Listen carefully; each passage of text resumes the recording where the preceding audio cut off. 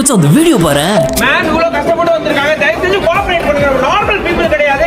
நம்ம இன்ஃப்ளூயன்சர் அவன் சொல்றது கரெக்ட் தான்டா. அவங்க என்ன நம்மள மாதிரி சாதாரண ஆளா? என்ன பேட் இருக்கிற வாசியா இப்படித்தான் இப்பெல்லாம் நிறைய பேர் தனக்கு என்ன வேலை இருக்குன்றதெல்லாம் யோசிக்கிறதே இல்ல. அவங்க என்னதான் ஈவெண்ட்டுக்கு வரது, ஏதோ உலகத்துல யாருமே பார்க்காத ஒரு வேலையை பார்த்துட்டு கரெக்டா 6 மணி நேரம் லேட்டா வந்திருக்காங்கன்னா அவங்க எப்படியாப்பட்ட ஆளா இருப்பாங்க? நார்மல் பீப்பிள் கிடையாது. அதெல்லாம் நார்மல் பீப்புள் இல்ல. மக்கள் பார்த்து வளர்த்தவில்லைன்னா இங்க யாருமே வளர்ந்துருக்க போறது இல்ல. ஏன் வளர்ந்தவங்களே சொல்லியிருக்காங்க. ஏன் நம்ம அஜித் சாரே சொல்லியிருக்கிறாரு.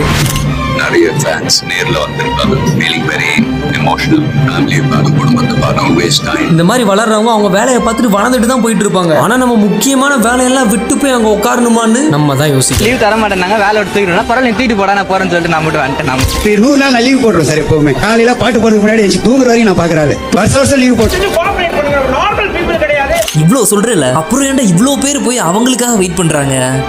ரெண்டு விஷயங்கள் வந்து செல்ஃப் கான்ஃபிடன்ஸ், செல்ஃப் ரெஸ்பெக்ட்.